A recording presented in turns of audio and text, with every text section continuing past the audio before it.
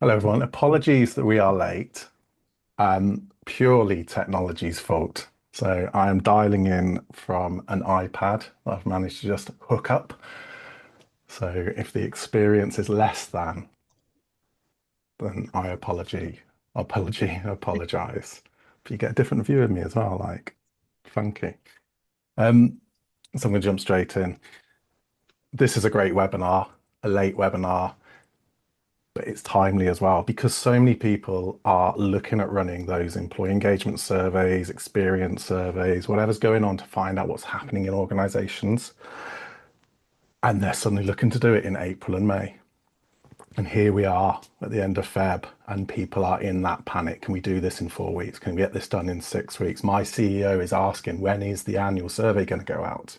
So we've pulled this together. We've got a great panel, going to introduce themselves in a minute, and we're going to go everything from getting ready to buy, to implementing, to running, analyzing, getting those insights and taking action. So I'm going to let the panel introduce themselves and I'm going to hand over first to the wonderful Dave Barber. Oh, I thought you were going to go for Zoe there, Nick. The wonderful. There we go. Thank you very much. It's great to be on the call. A very quick introduction. My name's Dave Barber, as you can clearly see there. For the last well, nearly 10 years, I've been working as a consultant. Specializing around internal communication. So clearly been doing an awful lot around the listening space. But actually, over the last few weeks, I've just taken on a permanent role for Curry. So I come wearing two hats. Oh, thank you very much, Nick. Come wearing two hats, but I'm definitely representing myself today rather than Curry's. So lovely to be here, and thanks for having us along, Nick. Zoe, would you like to introduce yourself? I will. Clearly second best. Joking. Zoe Beatty. In a nutshell, believe work should feel good. I think we should create a world where work fuels our lives. And we all play a part in that. So organizations absolutely have a responsibility to make sure they have a people vision, they have a plan to achieve that, and they have a listening strategy that wraps its arms around it.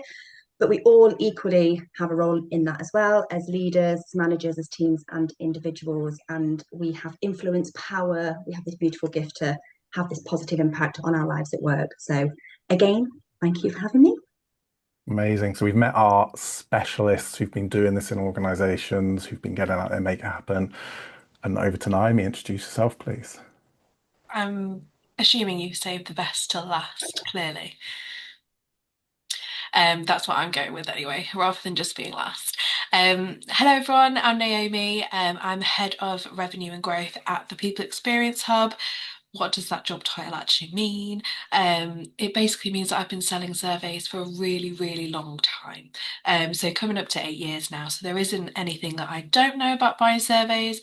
There probably isn't a buying cycle that I haven't been through. So I'm here just to share my expertise about how to buy a survey and how to buy a survey smoothly and what to come equipped with to make it the best experience you can.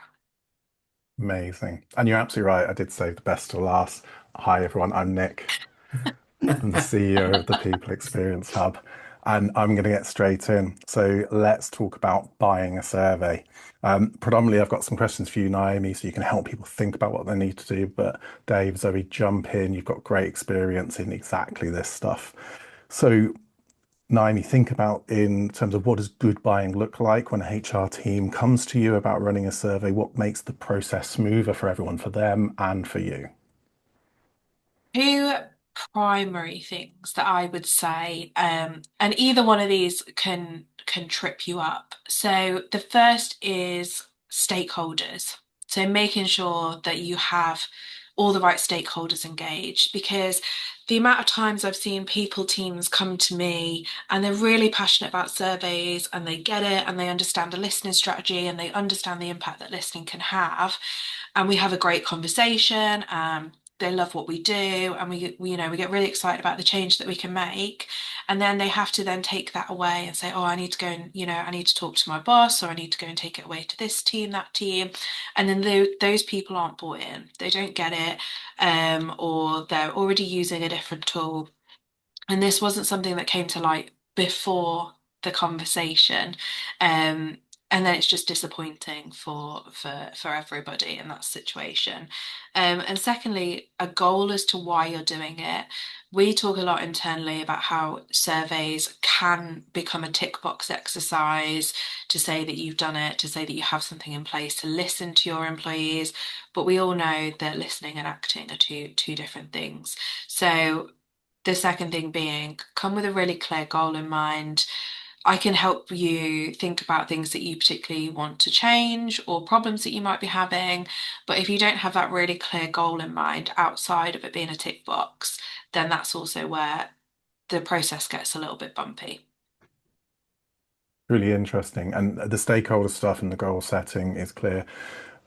Zoe, in terms of goal setting, how do you go about that? How do you make sure you know exactly what you're trying to get out of something before you go into that buying decision? I think it's, as I touched on earlier, it's being clear and having that end-to-end overarching strategy.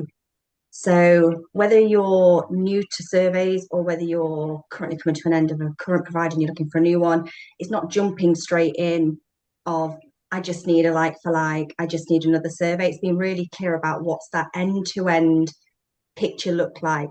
When are you looking to gather feedback at different moments in the journey, and not just the chunky in the moment, how does engagement feel right now? It's also those moments that matter. So making sure you have a platform and a way of being able to gather regular, always on feedback, whether it's people have been promoted, someone's coming back from maternity. When are you gathering that feedback and how are you gathering it? I think if you build that picture, you can include that as part of the briefing into a provider. And then it's in your gift to then outline exactly what you can and can't deliver. Ultimately, I think that will give you a real solid plan for introducing the right partner. I think if you're going with, I just need a survey, you're going to get mediocre.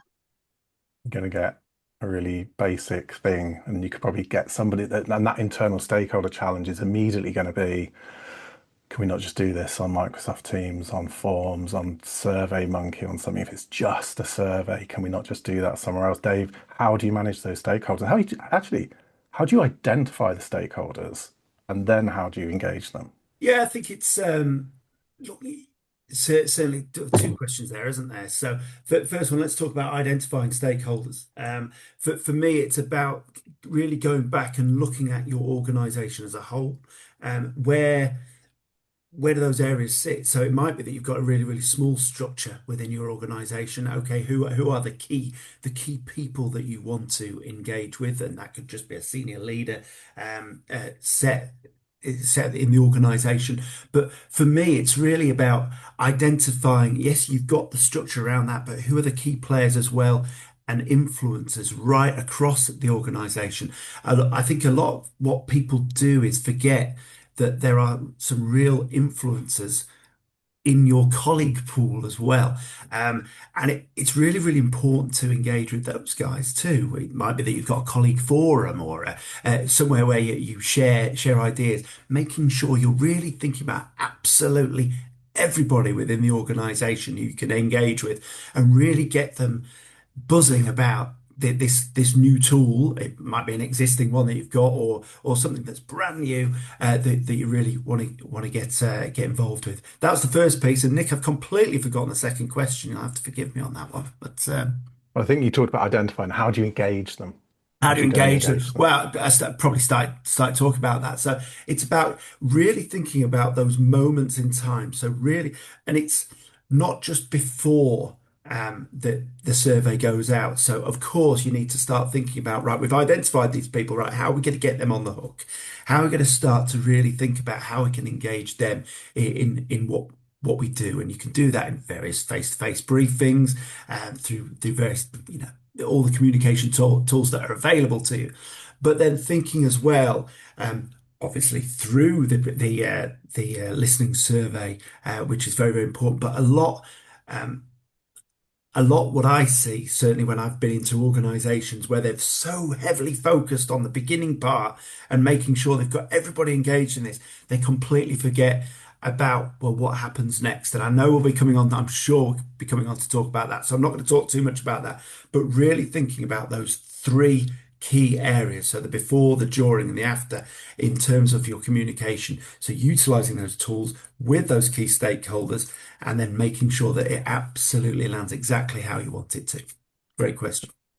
I think that's a brilliant response from both Zoe and Dave there. And I think that in our we have a listening strategy document. In that we talk about stakeholders being high interest, low interest, mid interest, high influence, mid influence, low influence.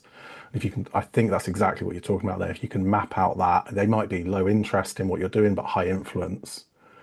What do you do there? What do you do, and how do you make that go through? And you're absolutely right. Stakeholders introduced later in the buying process can be frustrating. Naomi, show me the face when somebody comes in late in the process that you make, when a new person comes in who's a blocker, who hasn't been on the journey, and they instantly say, we could just build this in a spreadsheet. There it is. Look at that face. You should have gone 1, 2, 3, and we all did the face. I knew what the face was going to be. That's it. So Naomi, let's think about people getting ready to give someone the information they need. So information clarity makes everything easy, right? So we've engaged stakeholders, we know who they are, we've got the why. What's the rest of the stuff that someone should come when they come and meet with you or one of your team? What's the rest of the stuff that they should already have and know ready to help you help them make a buying decision? I think context is everything. And I think in some organizations, it can be more difficult to have that context if you have quite a complex structure or you've inherited something. So either you change roles or you're new into role and you've inherited something from before. So I think that's the first thing is history and the context of maybe what you've done before. Have you run surveys? Who is it with? Did you do anything afterwards? How many surveys did you run? That general context. A lot of the time, we will have people come to us and wanting to transfer previous survey data from an old provider. And sometimes they don't even realize that they can do that to have that continued trend analysis. So, having that context and that history and talking that through with us then allows us to identify things like, okay, well, we can take that data and we can do this with it, such as continued trend analysis. But also, it's like any good story, there's a beginning, a middle, and an end. So that beginning piece is how do we streamline it? How do we get your people data into the system? Tell me about systems that you're using. And again, I can give you best place advice on how we can integrate with that, maybe automate some things. Because essentially, what we're looking for is a really great employee survey to get really good insights out of it, but also to save you a bit of time as a HR person. So the more that we can do to dig into that history and that context, the more that we can specialize our approach for you. Yeah, I love that. And I think tailoring is the new norm, right? So understanding your context, your needs, your people, where they are, what they do, how they access stuff, what you're trying to get out of it, the goals, the stakeholders, that whole lovely mix of context comes in, and then that allows tailoring within a nice framework that keeps consistency. Because Dave, you look like you're chomping at the bit Yeah, there. I was reflecting on, we've had many conversations over the years, Nick, about this, and it's so important, I think, to actually what that does, it makes you start to think about it's not just, oh, we need a survey because somebody's told us we need a survey and it's part of my care. It's actually going deeper than that. And I think that's you mustn't underestimate the power of those conversations that you have. And I know I've had loads of experience of this with you guys, where I'm talking to organisations and kind of being that link between. And it's been so refreshing to hear your thoughts. It's not just, yeah, of course we can just get you a survey next week. Of course you can do that, but you're going deeper and you're actually understanding what the purpose of this. You're asking the right questions to make people think a bit deeper about where they can go with this survey and what its purpose really is. So yeah, I think that's I, really important. I think it is an important thing, and I'll probably close off the buying piece with probably some commentary about ethical selling. And salespeople have, if you, I always say this, if you own a business or you work senior in a business and you want to be humbled, go and spend a month with sales and do their job. So if you want to be humbled about, the frustrations, the way they sometimes are talked to, the process frustrations that they have, probably you will be more humbled in that team than any other team because they see the rich tapestry of the human experience when people don't want to be sold to. And I think that's the really important thing. People don't like being sold to, right? And I think when you have salespeople who have a primary goal, which is to sell something, to somebody who's buying, it can feel challenging, right? So what a salesperson has to do is think about solutions. They have to talk about options. And I am so delighted to have stories, in my back pocket of where Naomi has walked away from a £30,000 opportunity because it wasn't right. It wasn't right for them to even run the survey. It wasn't right for them to do this. They had better use for that money. So to have that morality, to have ethics in behind it means you're not selling something like 27 doorbells a minute sold. You are trying to make the world a little bit better. And that's what we're trying to approach. And I think if you're buying, you should spot that in a salesperson. Are they ethically selling, trying to help me on my journey? Or are they just selling? As in, they've got to hit a quota and they've got to hit their numbers. And I think there's a real difference there. So Yeah. I'd urge people to think about that. I think you like when you were just saying that, it brings me to another piece, which is like understand your own buying process internally as well, because you might think that it's really easy to pick a provider, it's all fine and dandy, and then you'll hit internal barriers. So that is the other thing that I would recommend is understand your own internal buy-in process because it might not be as simple as you think. And then what that leads to is a cycle where you don't quite know what's going on, or you do, and it's delayed. And then we as salespeople don't know what's going on either. And we never want to be those people that have to email you and call you and say, "Can I get an update? What's going on?" Like we don't want to do that. Like it's okay to tell us, I actually didn't foresee X, Y, and Z. But I think that's the other thing in a buying process. And like Nick said, you can spot someone who is ethically selling by having that human and open conversation and not just kind of like hunting you down for a sale.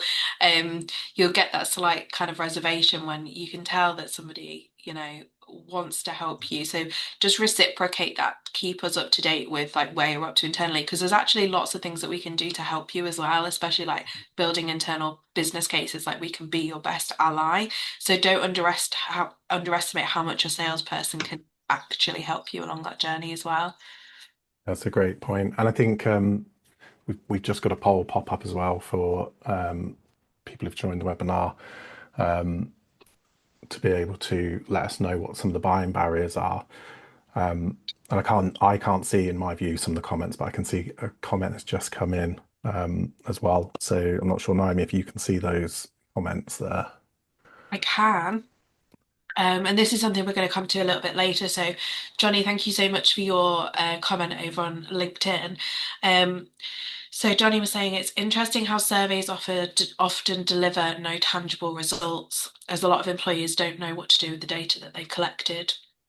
And if no action is taken, it can damage employee relations because they feel like they're not being listened to. In some companies we've worked with, they'd have been better not surveying the staff as they clearly had no intention. And that's something that we look for when we're having those initial conversations. And that's why I've walked away, like you said, Nick, from certain opportunities, is you could tell that they just were not ready. They weren't in a place where they were going to do something with the data, or they didn't know what to do with it. And actually they had a few more steps to do before that point. And Johnny's absolutely right. We see it time and time again where previously organizations have sent out a survey and they haven't done anything with it. And actually you end up getting to a point where employees just go, "Oh, I'm not filling that out again. Nothing's ever done. I've said this 10 times now and nothing's ever done." And you reach a harder problem where you then not only have to try and gather feedback, but you also have to try and transform that culture at the same time. So it makes it worse in the future. So, Just, sorry, go. I was just going to piggyback because, this is the stuff I love talking about. It's also sometimes things aren't happening Other times it can be, we are doing something over here, but what we're not doing is telling you about it or involving you in that journey. Or it can be, we're doing this great stuff to improve recognition, as an example, but what we're focusing on is not the right thing because we haven't understood what the feedback is telling us and got colleagues involved in that. So it's making sure that you listen, you understand, you act, and you have that feedback loop. So yes, sometimes nothing is being done, and it is, we've asked for feedback and then we've progressed nothing. But often there are things happening. It's just we're not telling you about it. We're not focused on the right thing, or it's something we can't really do, so we'll park it and not face into it. A good point. And it's a nice segue actually into our next segment, which is about landing the survey and moving into sharing those results. And in our, we have a guide in terms of getting the most out of employee voice that we will share with people from the webinar. We'll put it out there as well. But there's a nice anchor statement in there around that employee feedback only creates value when people can see it leading to real change. When surveys feel disconnected from work or disappear into that long planning cycle, confidence drops and employees assume that their voice does not matter. So what we're trying to combat against, exactly what Johnny's talking about, we're trying to combat against is people feeling disconnected from having given their voice. So Zoe, I'm talking about landing the survey and sharing results. So what are the most important steps? We're talking about those people, the people on the shop floor, the people at their desks. What are the most important steps when launching a survey to build trust and to build people wanting to participate in it? I think first and foremost, it's being clear, when is the survey going to take place? And I think it's not a flippant, we'll do it here, we'll do it then. It's when's the prime time to be asking our colleagues for feedback so that the majority have ample time. So for example, let's not launch a survey when we know tons of parents are going to be off because it's school holidays. Let's do it at the right time. And then that timing decision is also about giving you the time to plan and prepare, because a lot takes place beforehand. If it's just, we're doing it at this point, here's an email, here's the link, go and complete it, I'm not necessarily gonna have the appetite to want to do it. But it's upfront, making sure, it goes back to what Dave was saying, make sure you have the right stakeholders up front. You want your leaders to be bought into this, to be present, to role model, to champion why this is important. You want to equip your managers so that they can have the right conversations with their team and why we do this. If you're in a retail business or a contact center industry, often people don't have the flexibility to say, I've got this time to fill in this survey. So it's working with your planning teams to make sure, A, the decision for when that survey takes place is right, but also that we're planning that time in for those types of roles that need it. That also shows that your voice does matter. We're not just going to expect you to do it in your own time or figure out when you can do it. So it's just being clear about when is the right time to do the survey, working with the right stakeholders. And then it's about getting your people prepared. Be clear about why we're asking for the feedback. What are we going to do with it? When are we going to do with it? Be clear about responsibilities. Absolutely, there'll be some strategic quick wins and longer term initiatives we go after. But what I see is the biggest impact you'll see is what we do locally, and that's where you get your teams and your individuals on board. How do we equip you to have the right conversations so that you're going after the things that are in your gift and your control, which are more the human moments that happen? I think that's some great stuff in there. And I really love the part about including the operators, the people who are out there running the business, the operations teams. If you're in a retail environment, it might be your trading managers, your floor managers, your store managers.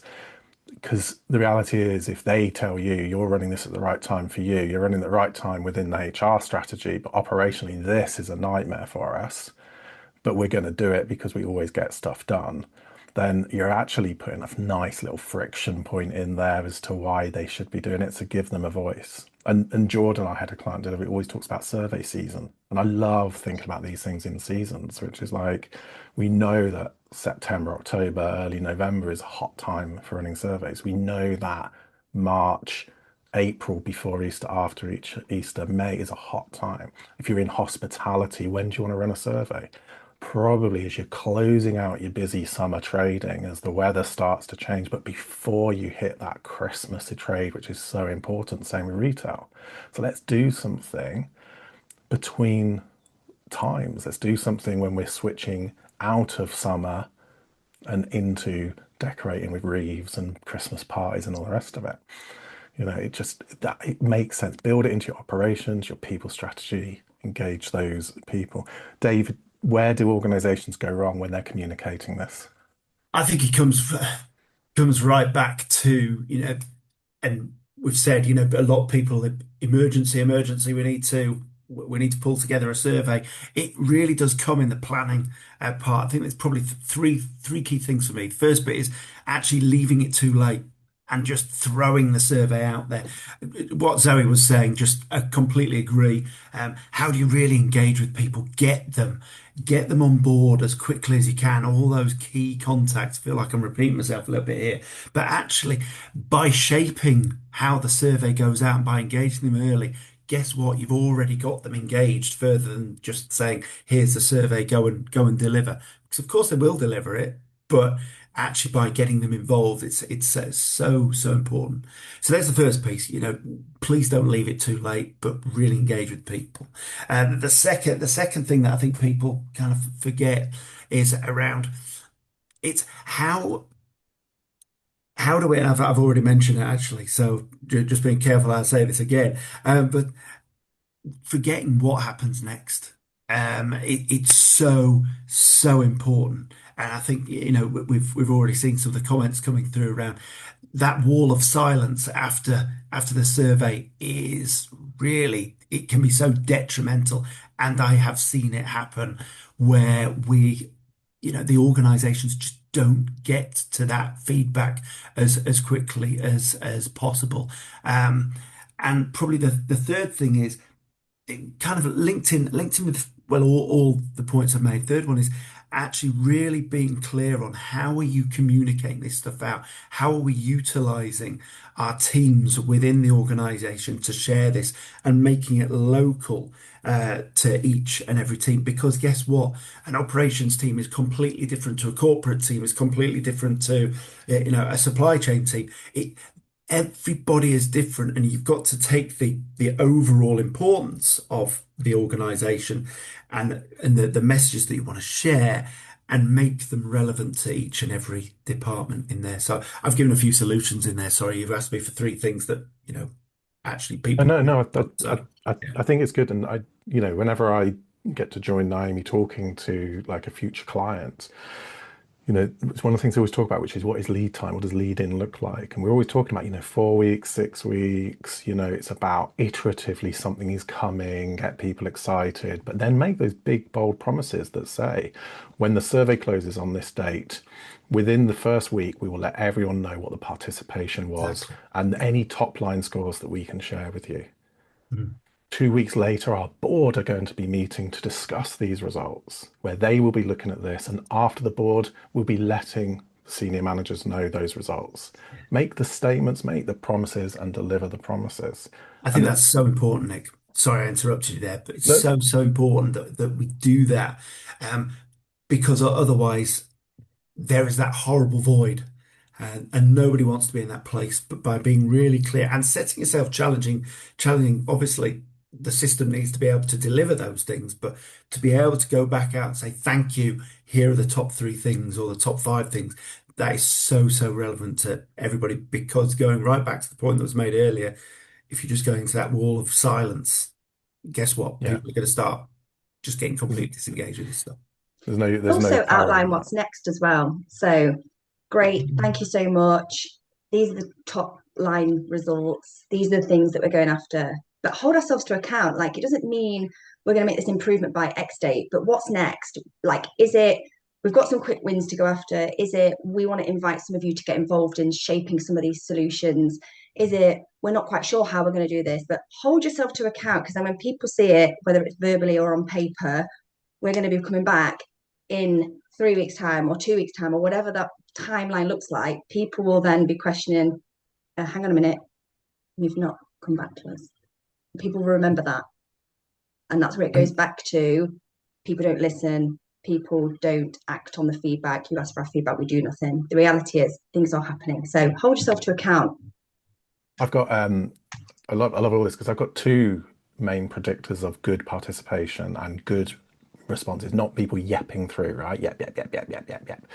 So, and my two predictors are great communication delivered over a nice cadence of time, stakeholder engagement, particularly first line manager engagement, and where we have seen the highest take up, and this isn't geographic, this is like global food companies that have got 92, 93% participation, is because line manager webinars happen, the line manager why, helping them understand it. So Zoe, I'm interested, how do you bring those line managers in early enough, the key stakeholders, and how do you get over anything maybe around skepticism that they might have? I think it goes back to that planning stage, and I think you've alluded to it nicely in that it's not about having the survey, getting managers involved in telling the surveys come in, please, and please participate, and then landing an expectation on them. Oh, now we want you to have an action plan. Now we want you to do some work on the back of it. It's about, as part of that planning and preparation up front, it's supporting your line managers to, number one, remind them of this beautiful gift that they've got. They are responsible for a group of people and they have a great opportunity to impact their lives. And then it's about really helping them to understand how simple this can be. So sometimes surveys can feel really over-egged in terms of this big beast of a program. When it comes down to your local teams and your managers, it's more about weaving everything into your day-to-day. It's about working with your teams to understand what are the simple things that are in your gift and in your control to focus on, and being able to provide them with the guides, the tools, the techniques on how do you have, well, before having the conversation, how do you get yourself prepared yourself in terms of mindset? So as leaders of people, if you're being told recognition is a focus area, dagger in the heart, you're here to make people feel great and to thrive at work.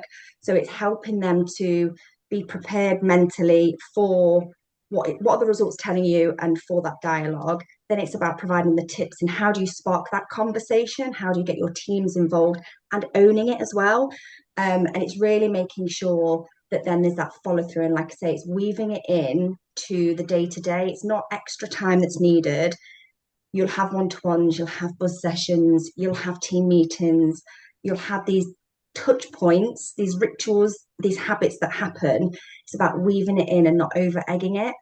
I think that's answered your question.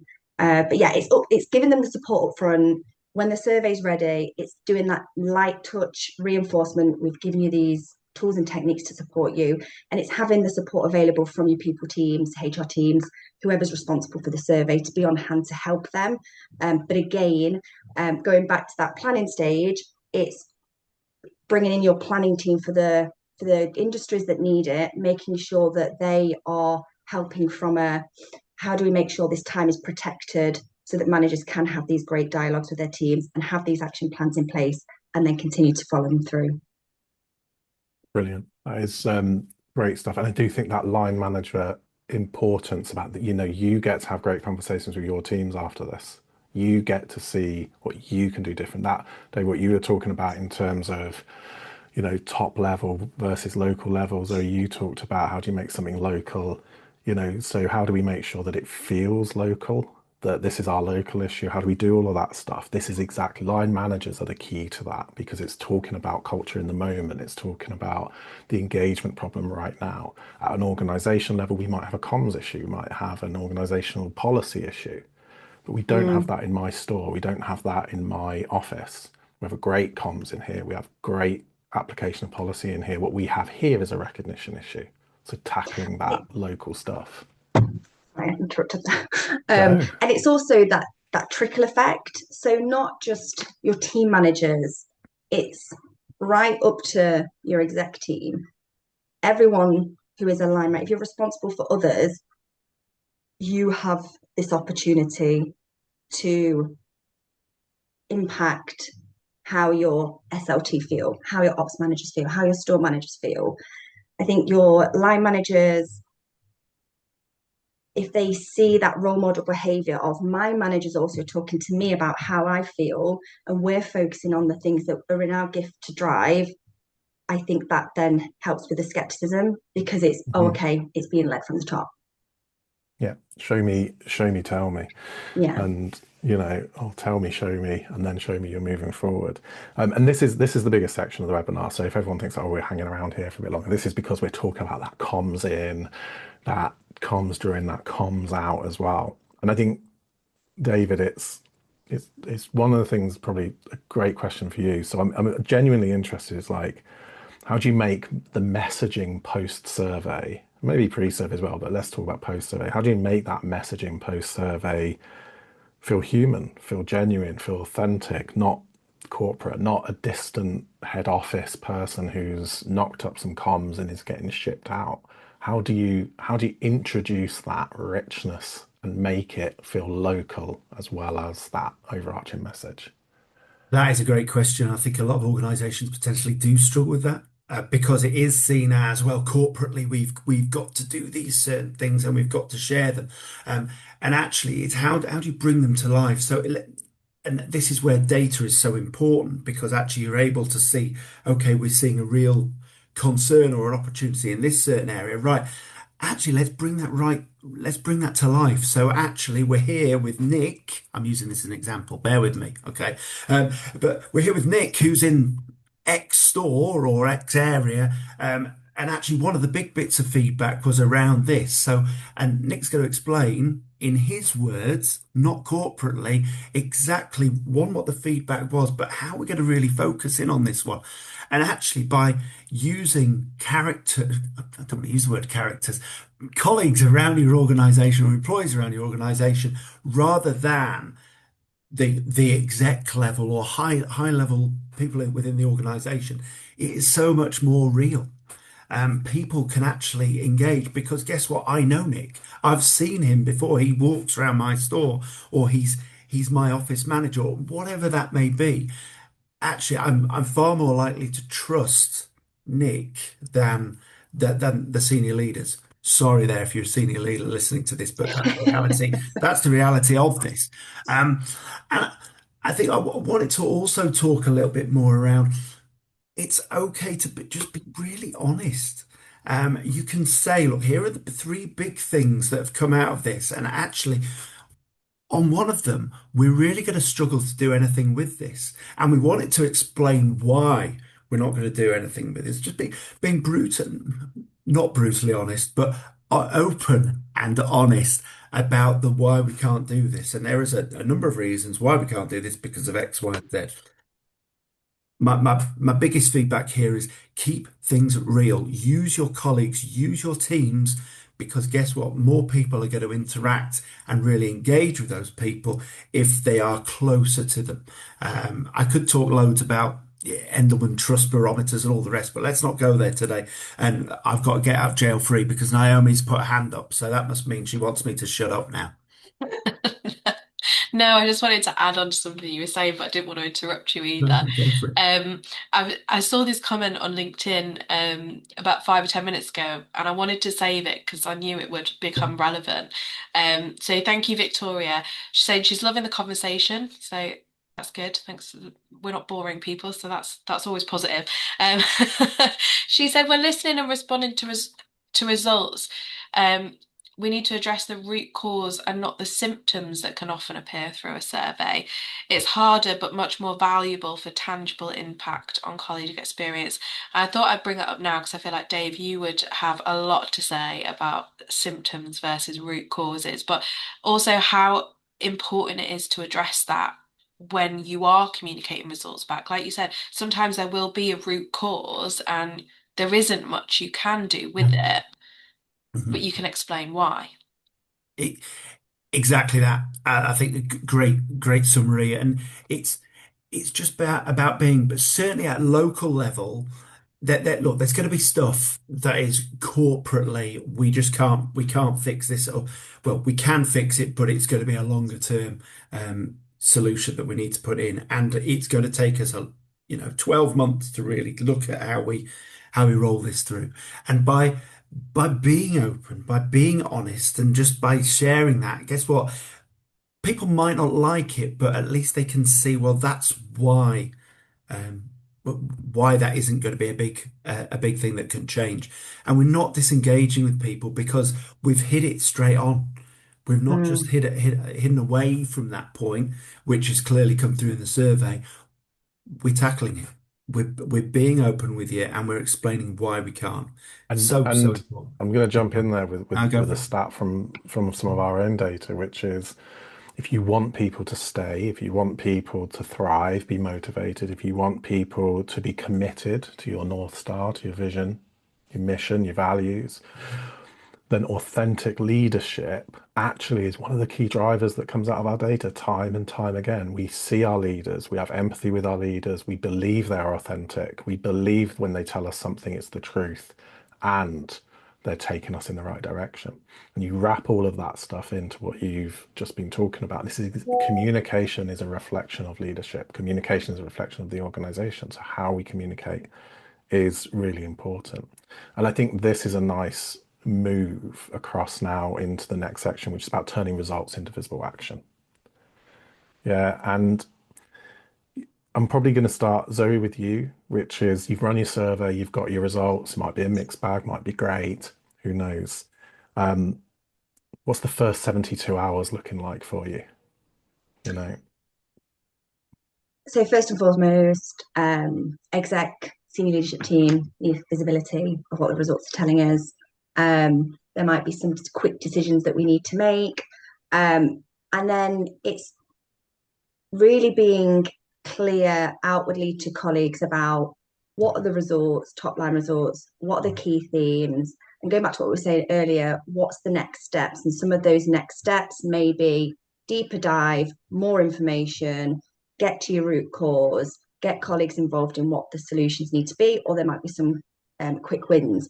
And to Dave's point, also face into those ones. If something's come up and it's not something that's feasible, again, acknowledge that, be honest about that, but also invite people. Sometimes things that we can't do doesn't mean that there's something else that can be done. So if I'll do the elephant in the room, if you've decided to ask the pay question, be prepared for the answers, and you may not be able to give people what they would want, but then explore further what else can you do. So again, you give people the opportunity to be invited into that. So I think it's the first 72 hours, it's exec SLT on board, backing it, it's communicating out what the top line results are, what you're going to be doing with them, if further action needs to be required, inviting people in if you need to. And then again, circling back to the line manager perspective, if you've done all of that upfront support for them, give them that reassurance, don't worry, it's you're next. So it's about making sure you're equipping them and getting them ready to have their great conversations with their team and action planning. And I think it's as simple as that. I don't think you need to over-egg that first 72 hours. yeah, so good, Naomi. The respectful hand, I love that. I'm not using it, but I love Whereas me it. and Dave are just like, I don't like interrupting, so I'm trying to be polite. Just again, another comment from over on LinkedIn because I know you guys can't see them. Another one from Victoria, and I'm going to paraphrase on this one because it's quite a long comment, but I appreciate the absolute enthusiasm that's gone into this here. But she just shared something that she does after surveys, and she said she holds a session with her team, and they focus on one thing they're going to keep doing in that space and one thing they'll agree to do better in that space. And she said that it only took 15 minutes, super focused, super impactful. And then she followed up with that as part of individual and team check-ins. She said she really values her team's feedback, and the colleague survey is actually one way that gives her the sense check of the environment that she is creating at that team level.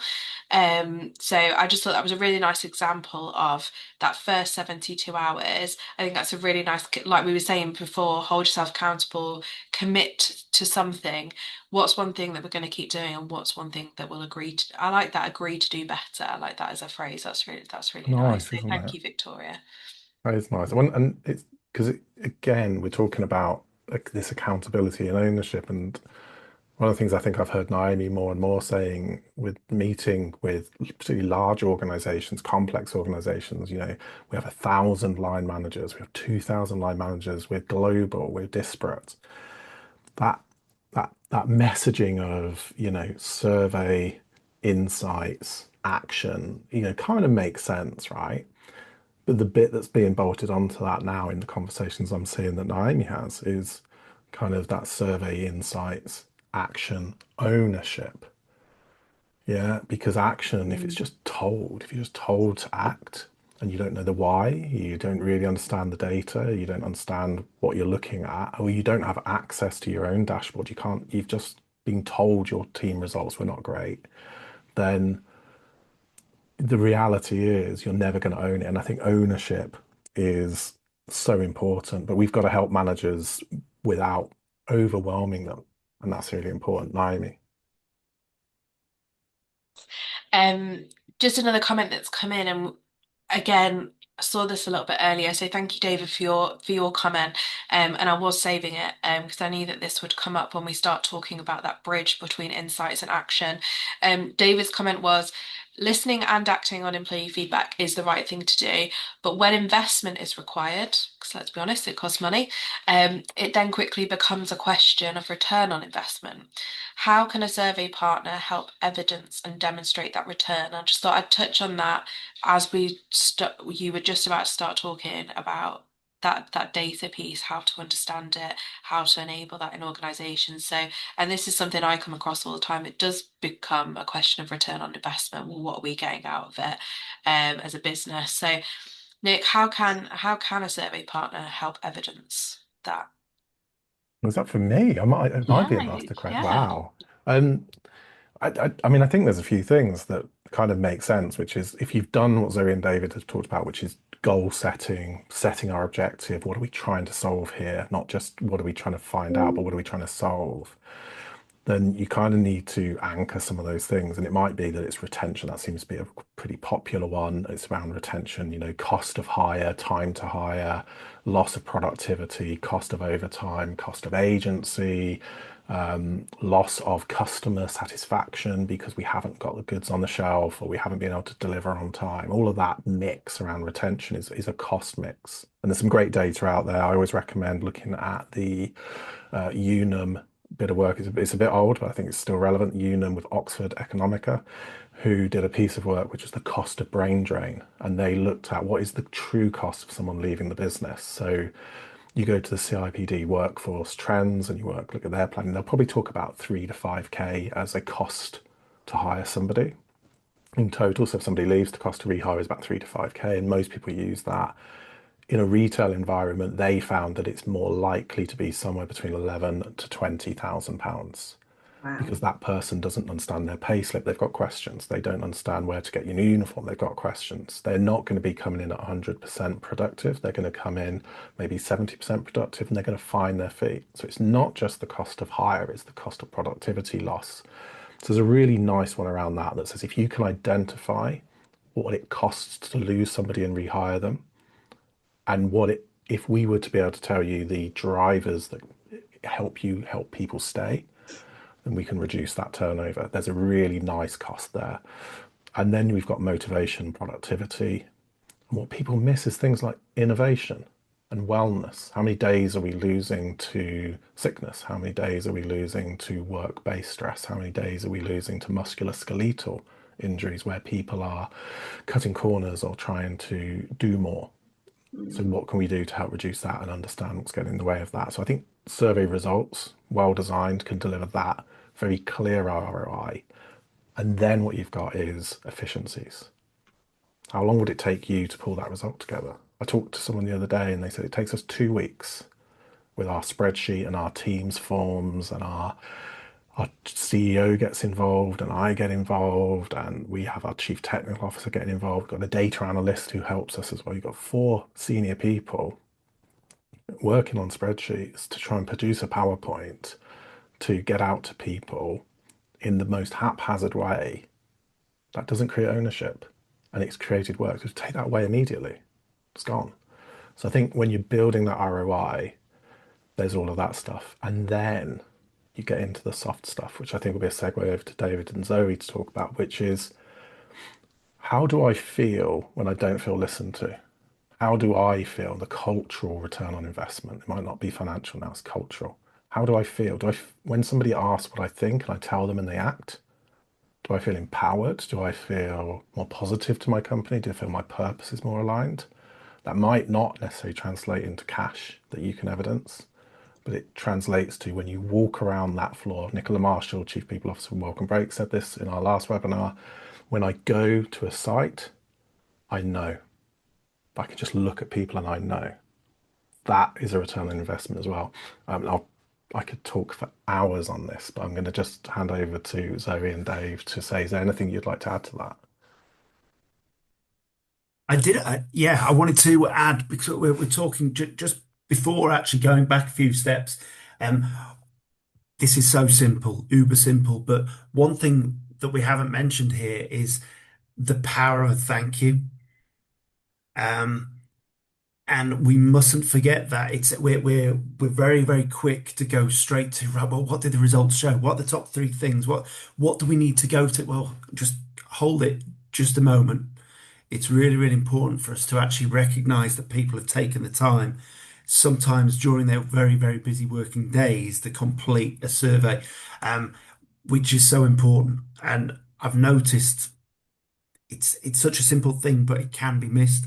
Please do not miss the importance of saying thank you for actually a colleague taking the time out. This is valuable stuff, and it just goes back to the feedback that I can't remember the name of the lady who put it in there, but spot on. You know, this is a gift that we've all been given. Please recognize that. It's so important that we recognise that within all of the part of it. Zoe, I'll let you carry on back to the next point. Yeah. I'm not going to add any more richness to that because you both have smashed it. But just wanted to circle back to, I think it was Victoria, where she talked about how she's progressing things. What I would say is, just to her point, a survey is a moment in time and reinforces what people are doing. So if there's anything any manager can take away, yes, organizations 100% need to do all this stuff right and lead it. But please just talk to your teams, ask how they're feeling, and do those simple things like Victoria said, and you will see the sheer beauty of creating the right workplace for your people. Sorry, Nick. No, I think it's great. This is great conversation, and we will overrun this webinar time-wise, but not in the hour that we put aside. So we've got about 15 minutes left. So we're heading into some of the final points. And I think the final points that we're going to start talking about is about enabling line managers and managers of people to understand their data, to not be overwhelmed, to not fall into some of those pitfalls that we see people get into. So maybe you've been given a dashboard, maybe you've got a team of 30 people and you've been given a dashboard that has those results visualized.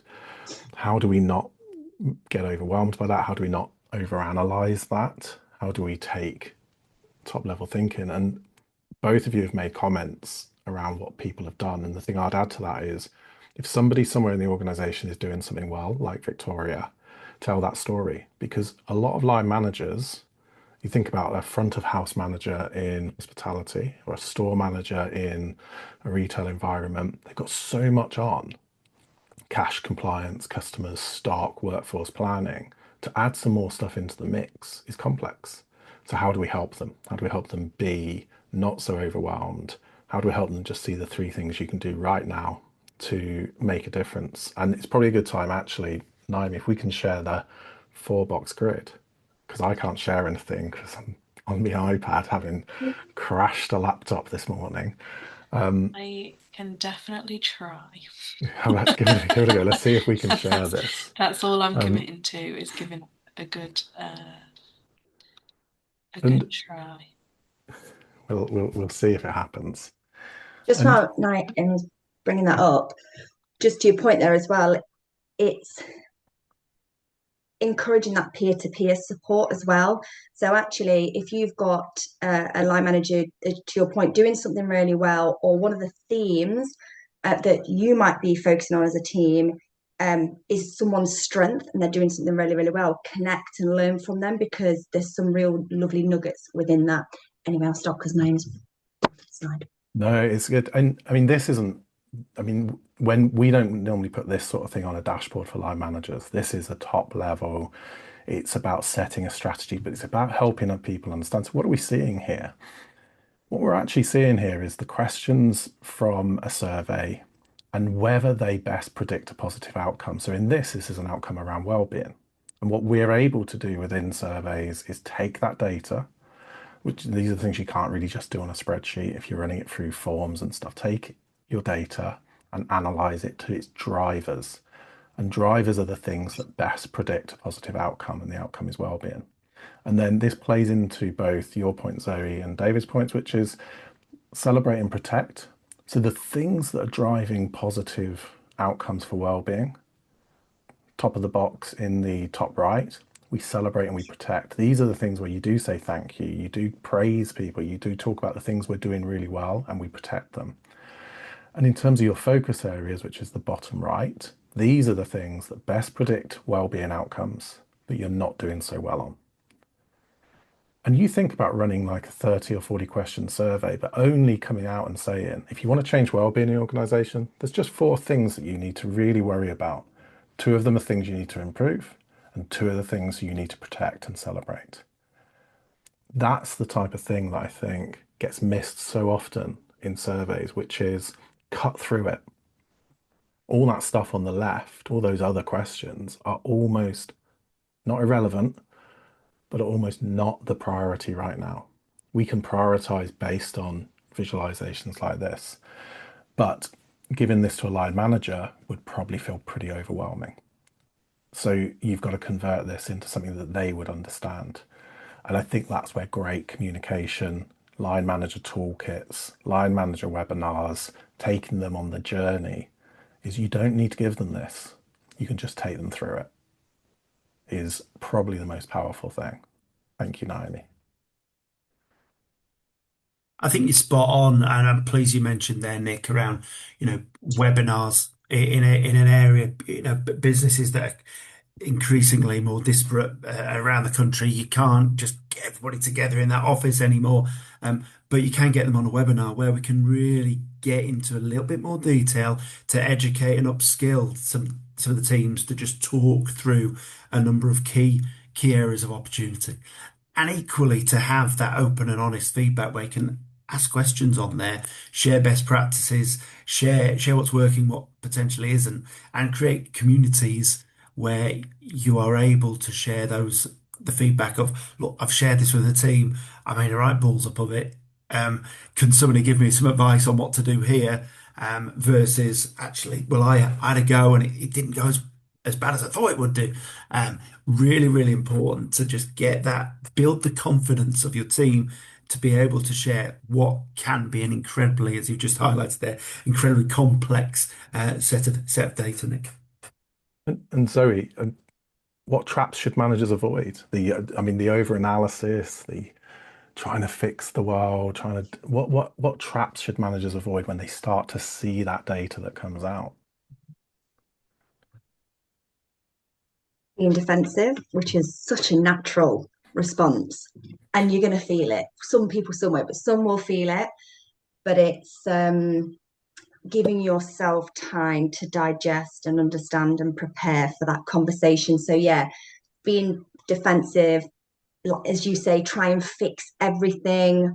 Try and fix the things that your manager or your organization need to fix. You're never going to be able to do that single-handedly. So yeah, lost my train of thought there. So defensiveness, trying to fix the world, focusing on the organizational stuff, making assumptions. So we've had this recent change or something's happened in the business. That's why my team feel this way. And that's probably at an organizational level as well. Don't make those assumptions. Go in like with an open mind. have all the feels of what the results are telling you, and then go in with your toolkits, as you've said, with the prompts, with the guides, with the tips to help you have that conversation, that dialogue. And forgive yourself. It's okay to feel that way. We all do. Like, especially if you are in the role because you want to create this great place for people, you want them to thrive and build this brilliant career and have great impact. When you see results that aren't quite what you want the reality to be, that is hard hitting, but that just shows you're human and that you care. So forgive yourself, but then go in and be ready and prepared to have a great open conversation and let your team discuss what you can as a team focus on. Amazing. And then I guess if you're the project lead who's running this, if you're the head of engagement, the head of internal comms and engagement, or whatever your role is, build that into your plan. How do I create a safe space for line managers to see the results, to explore, to feel overwhelmed, to help them get over that overwhelm, to get them focusing on the data, to focus on the things that are important? How do I build that in? And the one thing I would say that in my experience when I was in-house, so I was in-house at Tesco and Carlsberg, is the supplier didn't do enough, never did enough. The third-party voice, the honest, I don't work for your organization, but I do work for the company that pulled the survey results together. That third-party voice can have a distance that allows honesty, challenge. It can talk to not organizational context, but it can talk to the data. And there's been plenty of times that I've stood up in a board and had a empowering conversation with a CEO, a challenging conversation with a CEO, that will be the partner you want us to be. And that's what I think people should ask of their survey partners or suppliers, which is the partner I need you to be is the inquisitive, curious challenger. We know that we're Critical friend. Yeah, I want you to be critical. I want you to help us not accept and not just be kind of where we are. Or I'm going to need you to be more supportive, enabling, warmer, friendlier. And I think when you do that, when you can give that instruction as well, you're in a great place. And I do apologize because all my questions are now screenshot on my phone that I have around this. But I believe, so we're talking about line manager stuff. Common traps, we're done. Just ticking the boxes now. What have we done? What have we done? What have we done? I think we're moving into a piece. Oh, Naomi, you've got a question for me. And she's on mute. Done that age-old thing, haven't I? I'll be honest, I've lost where we're up to. I think your question here that says Naomi is going to ask Nick how to help managers focus on what matters in the data and not get lost. Yeah, that's right. That is right. That was my question.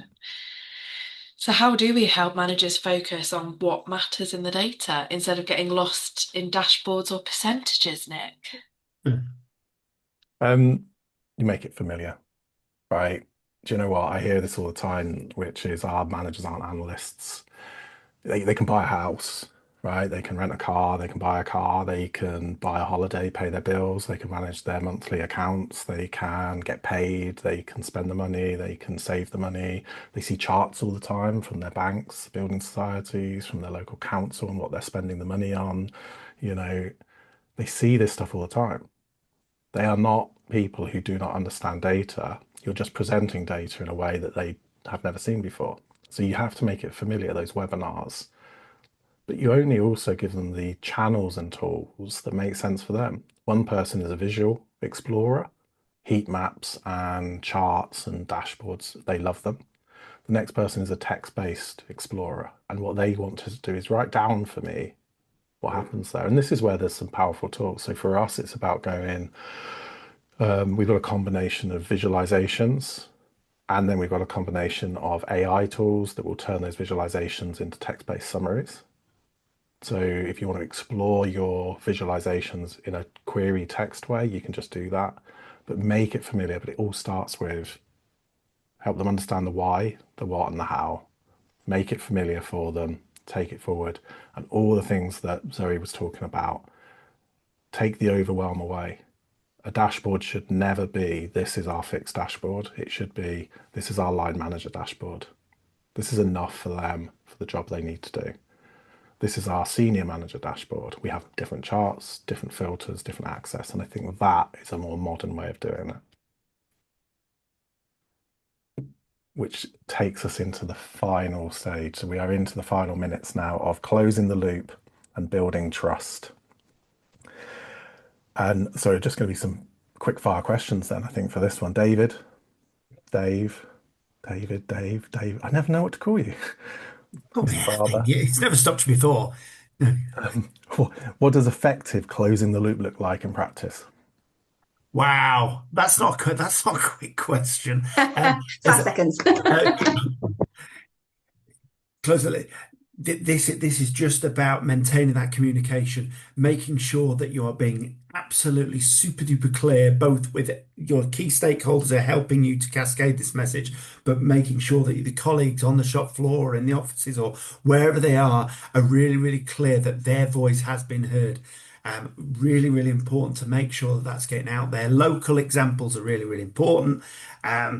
Really bringing it to life, making sure that those voices have been heard.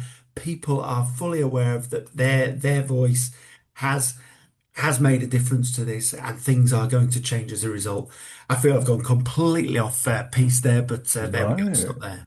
I think it's fine. And Zoe, what does good look like when you're running this, when you're the engagement lead, when you're the project lead on this? What does good look like? How do you know that employee voice is working well? Oh, Nick. Oh God, I don't want to just state the obvious, but if it is embedded and it's done right, people feel heard. They feel there is a safe space. And I'm not just talking about the surveys. You know me, Nick, I'm all about those human moments and those habits and rituals that we have. It's the continuation, it's the stuff Victoria talked about. Absolutely love all of that. And the surveys are just the moment in time that happens, and we all know, and they tick over and they reinforce what we kind of already know. And yeah, people feel heard, valued, connected. And you going back to the number stuff, you obviously see the outcomes taking care of themselves, I would say. Amazing. And I guess in our download in our content that we've got for this, there's a nice phrase in there around progress. Communication works best when it focuses on what is already being done. People care more about the fixes than the plans. It is enough to say, here's what we have changed because of your feedback. There might be more to come, but let them know and let them build that through. And I think that closing the loop also goes in to your listening strategy. Are you is this one and done? Are you running an engagement survey one and done? Naomi, we're seeing more and more people move to like more of a cadence of listening, right? Yeah, definitely. And also not moving away from the employee having to wait for a survey to drop. So we're definitely seeing an uptake in that always on listening approach, various different channels to leave feedback for various things. In retail environments, we're seeing it on stores being able to just go and say, this happened today, or this delivery keeps being late. Same in hospitality, but then also manufacturing environments, we're seeing always on channels around things like health and safety. And it's interesting that you say about closing the loop, but also seeing feedback as a loop. It's not just a big chunky survey that goes out that's like, I'm going to ask you questions about every single part of our business. It is those tangible day-to-day moments and feedback in the moment that people might forget by the time that big chunky survey drops in 6 months' time or whenever it is. Keep it fresh, keep it real, always be listening, always be communicating. So to summarize some of this stuff, I think we've got another poll which is about the biggest priority right now that's going to pop up as I close out in terms of what are people focusing on now? Is it trust? Is it manager overwhelm? Is it all of the above? So I'd be super interested in what people have got going on right now. So it sounds like if you are about to run a survey and you're about to do it in the next few months, it's about the plan. It's about communication. Do not rush the survey at the expense of communication, because your participation will take its hit, or the why might take its hit, and survey fatigue will drop in when people don't understand, why am I doing this, or why am I doing this again? It's about creating space for people to explore, to be not overwhelmed, webinars, communication, stakeholder engagement, management engagement, and understanding really what's going on across that piece. So that whole plan, from the time you decide to buy something to closing out a survey and moving into listening, or closing out a listening implementation and moving into that cadence, it feels like it's that end-to-end plan, and then that plan loops, keeps looping. I think looping has been the thing. We should all come with big loopy earrings or something. But that feels like the theme. So I'm just going to say now, thank you everyone for joining. Final words from anybody on a top tip, or what you would do differently if you were running a survey tomorrow. David? What Nick said. Amazing. You've Zoe? stolen my answer. That's it. Yeah, I think we could all agree on that. Absolutely, what you said. Perfect. And Naomi, I'm going to add one thing when people come to you. Don't forget the head count. Yeah. Nice to know how many It's people. surprising the amount of people that don't know how many employees are in their organisation. That's key. Please. That's And it. also, I just want to say to anybody who has tuned in or is watching on demand, I'm always open to having a conversation. If you're going out and buying a survey, of course I'd love you to buy ours, but I'm always open for, a non-committal conversation about what that plan can look like and what are the things and the pitfalls that you should watch out for when implementing a provider. I'm always happy to give some impartial advice. Is impartial the right word? Yes. Yeah. Non-impartial? Yeah. Ethical selling is impartial advice and Yes. consultative approach. They will Yeah. choose who they're going to buy from, right? I think that's a lovely answer. David, if someone wants to connect with you, where's the best place for them to connect? LinkedIn. I think you put those in the comments. Amazing. So absolutely. Same for you, Zoe? Same for me. Same for Brilliant me. stuff.